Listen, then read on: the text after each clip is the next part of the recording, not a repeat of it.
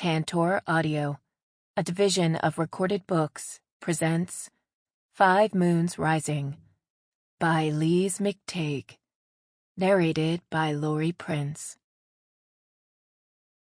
Chapter 1. She barely kept her feet hunched over as she was, trying desperately to fill her lungs with air. The large pillar kept her hidden well enough for now, but it wouldn't be adequate concealment for long.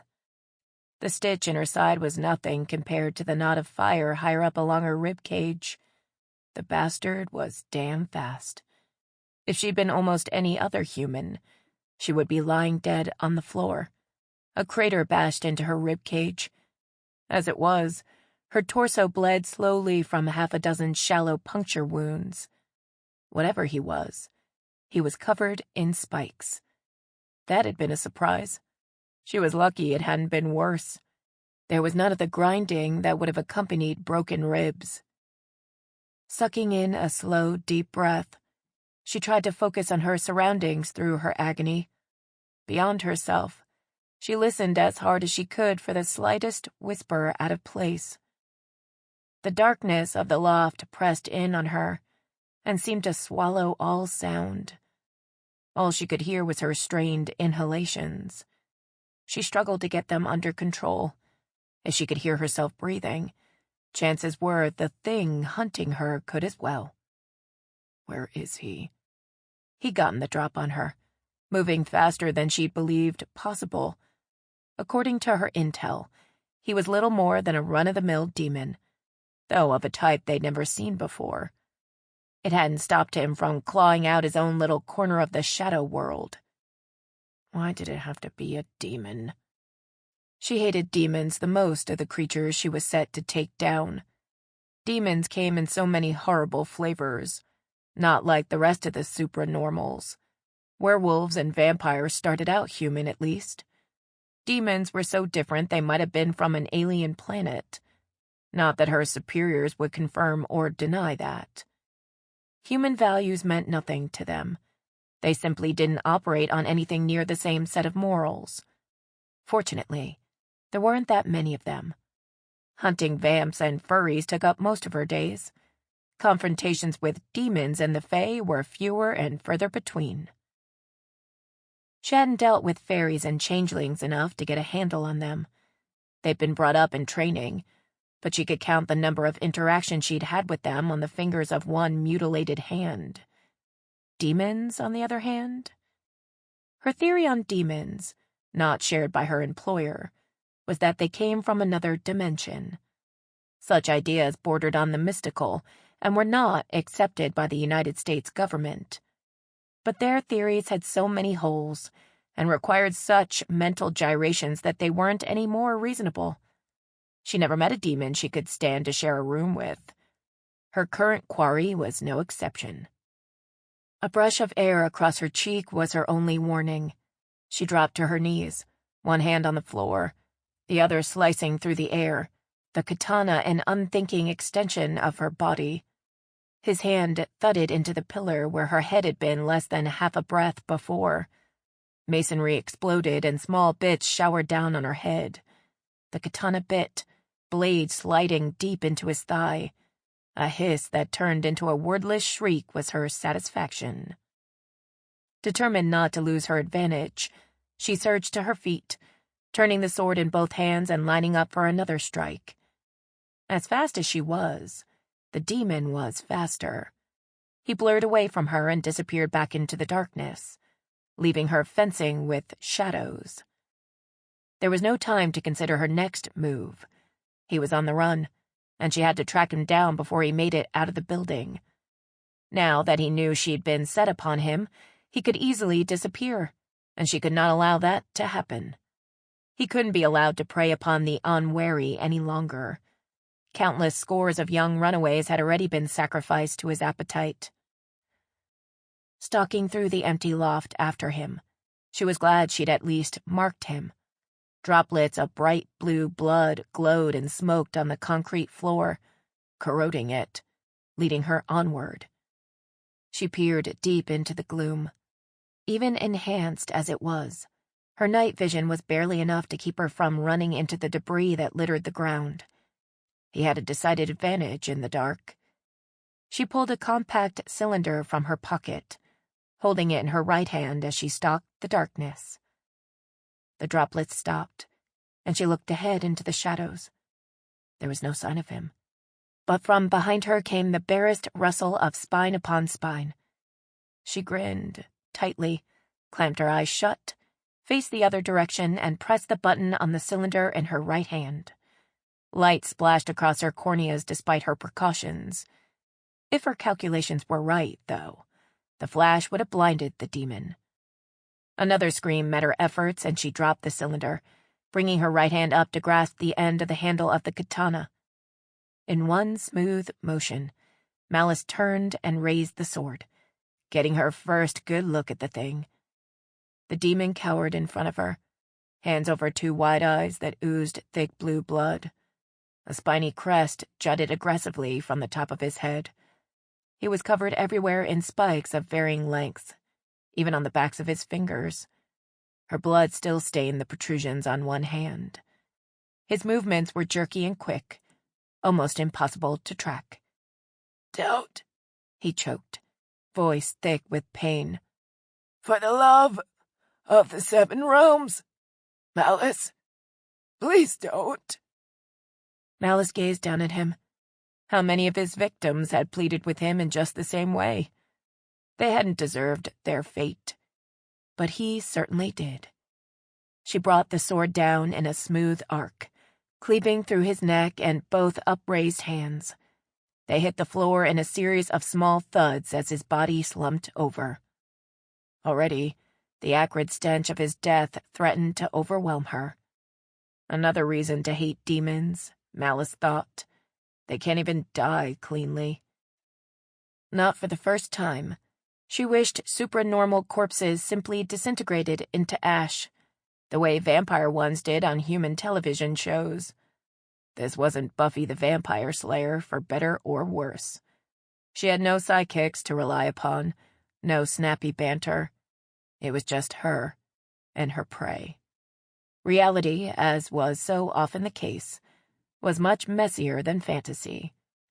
His body should corrode away to nothing over the next 24 hours, if her previous experience was anything to go by. At least he'd had the sense to make his lair in an abandoned factory building. She could leave his corpse and be relatively certain nobody would blunder across it. It wouldn't do for some luckless human to stumble across the body. They weren't supposed to know about the nightmares that congregated in the underbelly of society. The government made very certain to keep knowledge of the beasts from their constituents. Their presence was an inconvenient truth, which was where Malice came in. Impassively, Malice stared at the blackening corpse for another moment before turning. She pulled a cloth from her pocket and drew it along the blade of her katana. Demon blood was so corrosive it would pit the metal if left there more than a few minutes. Satisfied the blade was clean, she dropped the cloth. Already, holes were being eaten through the fabric. It would dissolve completely long before his now inanimate corpse would. Through the abandoned loft and down 4 flights of deserted stairs, Malice kept the katana ready in her hand. Demons sometimes ran in packs. She wasn't sure about this one. His spiky exterior and impossible speed were brand spanking new.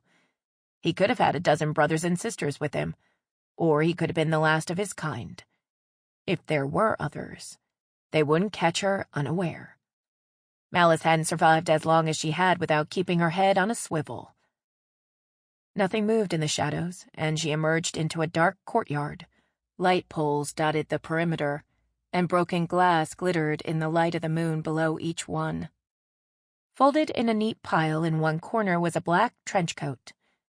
Malice picked it up and slipped it over her shoulders, sliding the katana back into its sheath on her back. She pulled up her hood to disguise the sword's handle. With easy strides, she left the courtyard, never looking back at empty windows that seemed to follow her every move. The area was mostly industrial and deserted at that time of night. Malice walked swiftly down silent blocks, past shuttered factories and storage facilities. Her truck was a few blocks away from her target's nest. She'd been trained never to get too close in a vehicle, and years of experience had only reinforced that training. Most supranormals had excellent hearing. She smiled slightly as she contemplated the other reason. If she didn't survive the mission, her superiors didn't want anything to connect her to them. She would be simply one more dead Jane Doe in a city full of them. There were many reasons why she and her remaining cohort were stationed in major cities. The beings they hunted were drawn to large urban centers, full of humans who wouldn't be missed, full of easy meat. In the wash of humanity, another dead body wouldn't be a big deal. Malice knew that when she died, her body would spend its last days in a drawer in the morgue before being interred with the other John and Jane Does beneath the tall trees of Homewood Memorial Gardens. Unclaimed bodies went there, and there was no chance her body would be claimed upon her death. Her family would never know what happened. She would simply disappear from their lives. It was only a matter of time. It had only been, 5 years since she completed her training? Of her original platoon, 6 were already gone, and that was of the 16 who had survived their training and enhancements. Malice grimaced slightly and twitched her mind away from the scant memories she still retained of that time. Even what little she remembered was more than she cared to. They said that memories of physical trauma were never as sharp as the actual pain, but that didn't seem to apply to what had been done to her. Her bones ached, cold and sharp, and Malice brought her sister's face to mind. Cassidy's smile chased away the last vestiges of remembered agony. Her truck was where she'd left it. The black Mitsubishi pickup gleamed under a lone street lamp. She extended her senses, but nothing seemed out of place. She emptied her pockets, pulling out more light grenades, a couple of knives, and a taser, and placed them in the toolbox in the truck's bed. Her katana had its place in a specialized holder in the box's lid. Satisfied that everything was secure, Malice headed home. It was a long drive home, over 45 minutes, at least with as late as it was. Chicago traffic wouldn't be the headache it usually was. She flipped on the radio and relaxed as pounding drums and heavy guitar riffs seemed to absorb the adrenaline that still coursed through her veins. It would be a while before she would relax completely. This night's takedown had been closer than most. Still, not as close as some. Malice pulled off the side street and onto the tri-state. Prudently, she kept her speed down. Traffic blew by her on the left as she made sure not to be the fastest one out there. If she was pulled over for speeding, she would have a hard time explaining the contents of her toolbox. The wind whistled through her window, stripping the last bits of acridness from the inside of her nose. She breathed deeply, tucking a stray lock of hair behind one ear. Regs demanded that an operative with long hair club it back into a tight bun, but she preferred the ponytail. At just above her shoulders, her hair didn't always cooperate with the bun, and the pony was easier. It wasn't like she had some sergeant waiting at home to get on her back about it. Only her handler, and he certainly didn't go out on missions.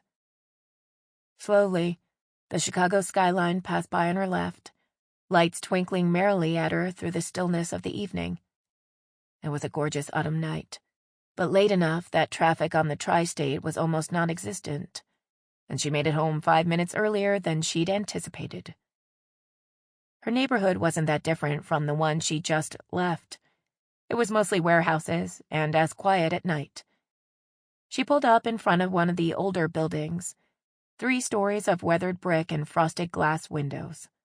It took up half the city block. Bending over, she felt around for the small button hidden under her dash. It was little more than a depression in the molded plastic, but it clicked loudly when she pressed it down. The large metal door a few yards away raised, metal creaking slightly in protest. As soon as the door was barely high enough to drive under, she roared in, pressing the button again. The tortured squeal of the door reversing in its track echoed throughout the cavernous first floor. It reminded her uncomfortably of the demon, whose existence she'd terminated scarcely an hour before. The entire area was open and mostly empty. Large pillars marched along the interior and did much to break up the emptiness. Malice could have parked anywhere, but she pulled up next to a small area enclosed with chain-link fence. She opened the door and vaulted from the truck's running board onto the edge of the bed.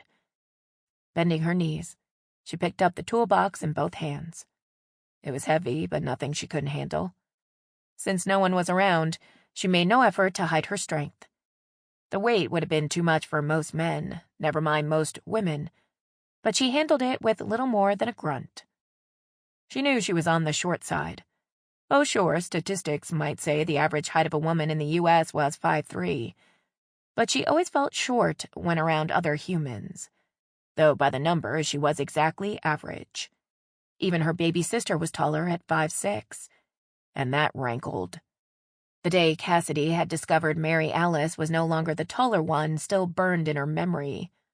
As a moody teenager, that had done nothing to improve her attitude. That had been the day before she joined the U.S. Army. At least her strength was a hell of an equalizer. Some people thought they could mess with her, normal humans who didn't know any better. Little did they know that even the fastest and most ripped man had little chance against her. All thanks to Uncle Sam. With another grunt, she stepped up on the side of the bed and dropped to the ground, bending her knees again to absorb the extra weight. Malice gasped aloud at the pain in her ribs. She'd forgotten about her injury. Adrenaline and a boosted metabolism had driven it from her mind. She set the box on the ground and took a deep breath. It didn't feel like she'd damaged herself any further, but she needed to be more cautious. Against the chain fence was another toolbox, identical in appearance to the one she'd just removed. This one actually carried tools, and not ones meant for dispatching supranormals. Carefully, she lugged it to the end of the truck and balanced it against the bumper as she pulled down the tailgate. Placing the box on the bed, she gave it a good shove. It slid the length of the bed before coming to rest against the cab with a muffled thump. Satisfied, Malice headed over to the freight elevator on the other side of the enclosure. Wooden gates stood open, and the elevator car waited for her. Weariness dragged at her. It was all physical, the adrenaline finally waning. She knew from experience that her mind would continue to churn for hours yet. It was good to be home where she didn't have to worry about anything else. Inside the elevator, she pulled the wooden gates closed before pressing the bottom for the top floor. A reluctant rumble accompanied the car as it moved between the floors before coming to a stop on the third floor. She opened the doors and stepped into the echoing loft. Almost home, she thought. Her quarters were all the way across the large empty space. If anyone ever tracked her to her home, she wanted as much warning as possible. Her distance from the elevator gave her some peace of mind, but she really wanted to unwind. A hot bath sounded divine, and it was still too far away. Privacy screens created the illusion of walls, turning the cavernous space into something cozy and comfortable. Malice dropped her trench coat on the floor by the door. It wasn't really a door, more like a gap between the screens, but she couldn't help but think of it as such. I should really pick that up. She hesitated for a moment. Nah, there was no one to nag her. That was a good thing. Why does that always sound like I'm trying to convince myself? A blinking light in the kitchen caught her eye. Her personal cell phone lay on the island, flashing mindlessly, the light gleaming off the stainless steel countertop. She had a message. Malice fished out her other phone, tossing the burner down onto the counter without much thought. Unlike her own phone, this one was built like a brick and could take a beating after being submerged in water for 3 days. Operational security dictated she leave her own phone at home on a run, but the burner was indispensable if she needed backup. She rarely did, but the few times she'd gotten in over her head, she'd been glad for it. She had 7 messages, as it turned out. Malice eyed the screen before sighing. That didn't bode well. Only a handful of people had the number and a reason to leave her a voicemail. Even if they all called at once, there wouldn't be 7 messages. Malice left a very light impression on the human world. Tapping in her password, she brought up her voicemail and set it to speaker. "Hi, Mary Alice." Her sister's voice filtered tinnily through the speaker.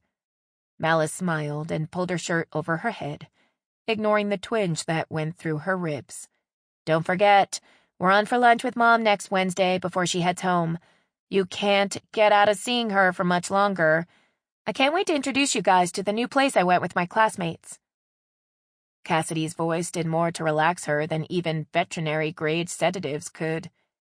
These days, her metabolism was too high for most drugs to have more than a fleeting effect upon her anyway. She smiled as her sister prattled on for another minute or so, while she prodded her side with cautious fingertips. Satisfied that the worst she had to deal with were a few bruises and shallow cuts, Malice advanced to the next message. "Mary Alice, it's Uncle Ralph. I miss you, kiddo. Call me." Despite the words, the voice was curt, almost impersonal, and Malice rolled her eyes. Her handler wanted to know how the night's activities had gone. He was always impatient. After 5 years of working together, he still thought he could rush her into debriefing. She needed to come down before she'd talk about it. He knew that, but it didn't stop him from trying to prod her into talking it out sooner than later. He would simply have to wait. Daylight would be more than soon enough to touch base. "Hi, Mary." Her head snapped up at the voice that filtered through the phone speaker. Her voice light and slightly breathless, the woman sounded nervous. "I had a great time the other night, and you said you'd call, but you haven't. I hope you don't mind me calling, but I got your number from your gallery." Oh no, she didn't. Disbelieving, Malice slumped into one of the high chairs at the island. She stared at the phone. It had been a mistake to go on that second date with Anne. She'd known it when she agreed to it. The girl was nice, and they'd had a lot of fun at her apartment. So much fun, in fact, that Anne's downstairs neighbor had pounded on the floor to get them to tone it down. But all it had been for her was an opportunity for some fabulous sex, and to blow off some much-needed steam. Apparently, Anne hadn't taken the hint. She picked up the phone and scanned through the other messages. They were all from that Anne chick. With a groan, Malice deleted them without bothering to listen further. She was going to need to change her phone number. That was no big thing. She did it periodically as a security precaution. But Anne had said she'd gotten her number from the gallery. Her hand tightened around the phone and it flexed slightly. She quickly relaxed her grip. It wouldn't do to crack another screen. The morning was the earliest she'd be able to track down the gallery owner and find out what the hell had happened. If the answer wasn't satisfactory, she would have to take her sculptures elsewhere, somewhere that understood the value of discretion. She glanced around the darkened kitchen, and then heaved a sigh of irritation. There was no point trying to unwind for bed. Her heart rate was back up and thudding in her chest. She was keyed up for more action, almost tingling with the need to hit something. If she wasn't going to be able to sleep tonight, then she might as well do something useful. It was time for a little workout. Maybe if she worked her body past the point of exhaustion, she'd be able to grab a couple of hours of sleep before the sun came up. Chapter 2. Rory, Rory. The voice cooing in her ear sent shivers down her spine. Then she grinned, face turned against the pillow. "Come on, baby. Wake up." Determined to keep the charade that she was still sleeping, Rory kept her body limp. A tongue's warm tip brushed delicately against her earlobe, chasing shivers with delicious goosebumps. Rory bit her lower lip to keep from gasping. A low chuckle told her she'd failed to sell the illusion of sleep. The tongue was replaced by teeth that grasped hold of her ear and tugged gently. Unable to contain herself, Ruri let out a low groan and was rewarded by a warm hand sliding over her rump, cupping and kneading it. Agile fingers slipped between her legs and dipped between lips already soaked by arousal. She couldn't help but raise her ass to allow better access to her aching pussy. "I know you're awake." A warm body draped itself across her back. Ruri cried out when fingers penetrated deep inside her in a single thrust. Teeth closed over the back of her neck. Pain and pleasure intermingled, and she couldn't stop the growl that rose in her chest. She pushed herself up on her elbows and rocked back to meet each thrust, intensity increasing until they strained at each other, battling for orgasm. She wasn't going to come this way. Ruri knew it. The pressure to orgasm built until she couldn't take it anymore. Sweat covered her body in a thin sheen, and her gums ached from holding herself back, keeping herself together. "Stop," she grunted. Immediately, the fingers stroking her pussy were removed. Ruri looked over her shoulder in time to catch her lover licking the juices from her fingertips. She caught Ruri looking and winked, before exaggerating the motion of her tongue. "Britt." Ruri whirled around on her knees and tackled her lover to the bed. Brittany's long white blonde hair splayed out on the rumpled navy blue sheets. She stared at Ruri with mischief in her pale blue eyes. Normally, Ruri would have paused to admire the beautiful color of her eyes, but she had other things on her mind. She straddled Britt's hips, grinding their mounds together, and the mischief was chased off her lover's face by raw desire. Her eyes practically smoked from the passion of her arousal, and she undulated her hips against Ruri. "That's it, Britt." Ruri leaned forward and took Brittany's breasts in each hand, plucking at the nipples and smiling as they pebbled even harder in response. She looked down into Britt's face and noticed with satisfaction that her eyes had shifted. They were electric blue, a color never seen in humans. Britt was getting close. Rory's whole body jerked when her lover closed both hands over her hips and dug in. Nails, hard and pointed from their transformation, dug into her skin, sending prickles of pleasure pain rushing up her spine and pooling in her groin. The ache in her gums gave over to a sweet pain, and teeth, pointed and sharp, burst free. She leaned forward and placed her hands on either side of Brittany's shoulders and thrust her pelvis against the soaked mound of her lover. Brittany growled at the increased friction, and Ruri dug her own hardened nails into the comforter beneath them in response. Below her, Brittany's teeth erupted and her head thrashed from side to side. Her breathing picked up pace until she was almost panting. Abruptly, Brittany stiffened and arched her back, howling as her release tore through her.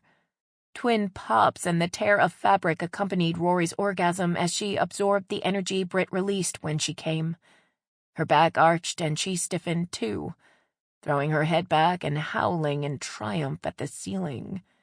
1,000 points sparked to life along her skin, then twinkled out slowly. She sagged forward, cradling Britt to her chest. Entwined, they lay on the bed, breathing slowly, returning to something that resembled normal. "Not again," Brittany said. "That's the 3rd comforter this month." She lifted a hand and waved it indolently through the air. Feathers floated down upon them. "You have that effect on me," Ruri said. She blew out a puff of air and laughed as downy white feathers swirled about. "Don't I know it?" Brittany pulled slowly out of Rory's arms and sat up. She stretched, running long fingers no longer tipped with claws through her thick mane of hair, before letting her arms drop. "So was that all you needed?" One nipple seemed particularly fetching, and Ruri reached out her hand. running her hand over the perfect globe of Brittany's breast before giving her intended target a slow squeeze. Brittany bit her lip and inhaled, closing. Sample complete. Ready to continue?